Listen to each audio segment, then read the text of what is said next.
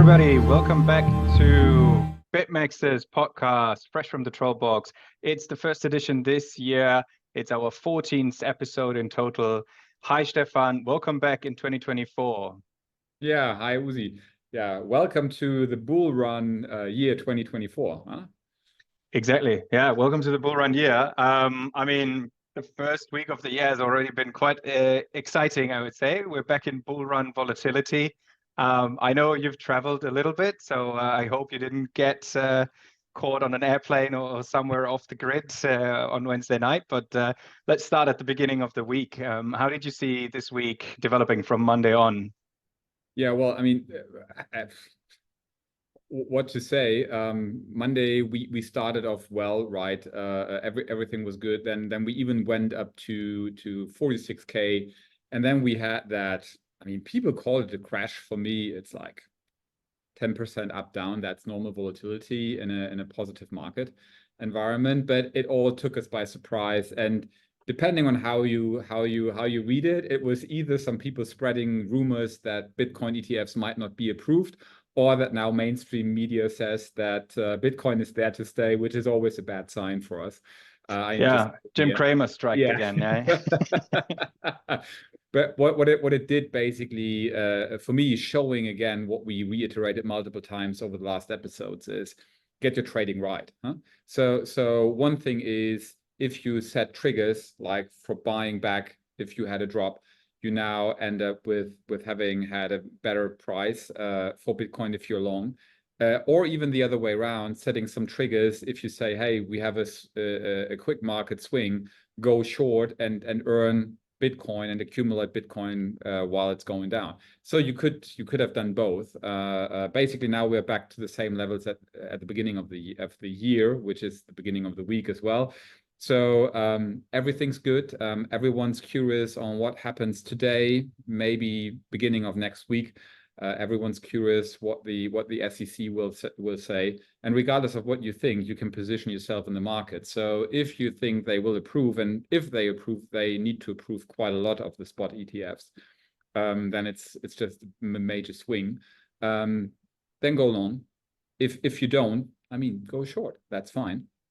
You can do both, and with perps and futures, it's cost efficient. It's a good way to accumulate more Bitcoin. In the long run, it doesn't matter. So what when I saw all the fuzz around okay, Bitcoin spot ETFs won't be approved, I went into the data again, looking into the main Bitcoin holdings, and you see quite an interesting pattern, right?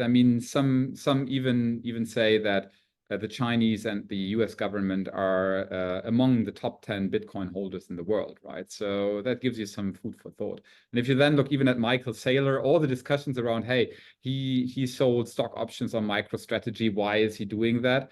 Never forget. He's one of the biggest Bitcoin holders personally as well. So it might be a good idea to exchange his paper stock for hard Bitcoin.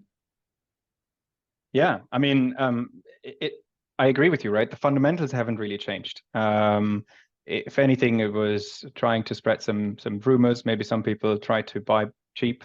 Then I guess. Yeah, and I think it's another thing that you have seen is that miners sold quite a lot of Bitcoin during that swing as well. So it might not be even related to spot ETF rumors. Miners need to live as well. Yes, they reduced to quite low reserve levels, but if you look back in the last year, it's almost a tripling of Bitcoin. Of course, you sell something. You need to earn a living, right?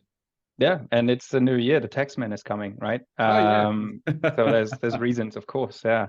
But I guess we both agree fundamentals haven't changed. And so how are you positioning yourself for the ETF approval or potential ETF approval, to be honest?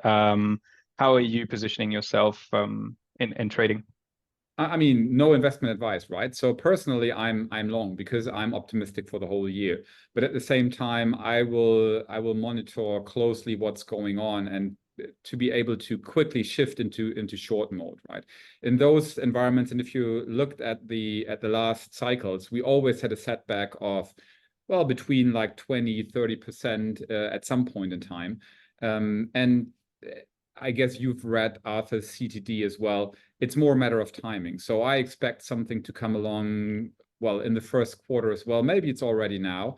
So it's more like setting the triggers and reversing your position as quick as possible. That's really the strategy. The strategy right now is being flexible, trading the market, more a little bit of noise trading, not so much fundamental trading, until we have settled the issue around the spot ETFs. Once that is settled, either direction, we know what the direction of travel will be, and you can go into long positioning mode again. I mean, long-term positioning mode, more fundamentally. Right now, it's noise trading time. Yeah, interesting. I myself have set it up more like a ladder. So I've put in some limit buys, roughly every $500-600, growing my position if we get a news, because I do expect quite a positive candle up, and then some trailing stops so that I can basically take some profits. But that's how I position myself. I do have a limit sell just in case we don't get the news that I'm hoping. I'm also long, and I'm optimistic about the news, one being an approval news, and two, that leading to a bull market, or at least a very positive candle. But yeah, so I hope we talk next week, and we'll look at positive P&Ls on both sides. And if not, I guess sometimes you gain, sometimes you learn. That's it. Other than that, just looking at the week, there was a few more interesting news. I think Vitalik Buterin has presented the ETH roadmap to boost a bit more on security and scalability for ETH. We had, I guess, news, but no news from the Fed, where they said, well, they're most likely not going to increase the rates any further and may even have up to 3 cuts of interest rates in this year. I guess other than that, from your perspective, any comments or interesting things you saw this week? Well, not so much seeing during the week. That's not, well, that's like big news or big things. For me, what is interesting, and we spoke about that, I think, in one of the last episodes as well, is, and people that know me a little bit better know that I'm at heart kind of bit of an ADA fan. And I've been disappointed over the last 2 years, basically, with them. But interestingly, they climbed up the ladder in terms of market cap, being number 8 now again. And this is what I just personally, for personal interest, monitor quite closely, because it means people think that they will have some activity, and they have some activity and total value locked, which is interesting, especially compared to Solana and to Ethereum, both trending very well, especially Solana still. Quite a lot going on there. Let's see.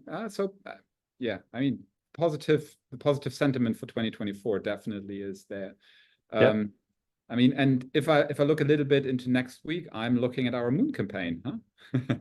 Yes, very exciting. Whatever the SEC does, whatever the traders do next week, we will bring Bitcoin to the moon. We have had this project for about 2 years now, where we have a bit of space in a rocket that's going to launch from the Kennedy Space Center next Monday at roughly 2 a.m. ET time. And that rocket is carrying one physical coin looking like this, and it carries a private key and a public key on it. So Bitcoin will go to the moon. BitMEX has deposited 1 Bitcoin to that wallet in a very safe and secure way. It's protected, so only the person that picks this up on the moon one day will be able to get those Bitcoin, and maybe one day it'll be worth the trip. You never know, or another species finds it, future generations find it. We definitely think it's a great project, not just for us, but for the community. It's the first financial asset to exist in space, and to rest on the surface of the moon. So that is very exciting, and we celebrate this with obviously a lot of information and campaign on our Twitter, so you can follow it there. We host a very large trading competition for the entire journey to the moon, so roughly 1 month. We will have raffles of moon watches. We will have up to $100,000 money, cash money, to be earned through the trading competition, and we invite everybody to obviously join the trading competition, as well as just join that mission, participate, engage on the videos, the socials that we share on our Twitter. And we hope everybody enjoys this journey. It's very exciting to bring Bitcoin to the moon. Yeah, well, I definitely will enjoy that. And as you say, I think everything comes together. It's a technological thing to bring Bitcoin to the moon. The coin is really safe and secure. It will prevail for basically decades. I mean, and it can prevail even for hundreds of years there. So it's safe. You can claim your Bitcoin once you get up to it. And I would love to get bets around when it will be a business case. So when will one Bitcoin be worth more than a trip to the moon will cost in the future? That is quite interesting. And it's actually on international territory. So the moon doesn't belong to anyone. So that's exactly what we want, right? Yeah, exactly. It's money in space, right? And I agree. Hopefully, it'll be worth exactly one Bitcoin to go up there one day, no matter what fiat currency exists by then. Awesome.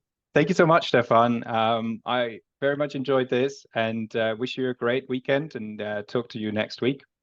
Yeah, same here. Talk to you next week. And next week, we will definitely comment on what the SEC decided.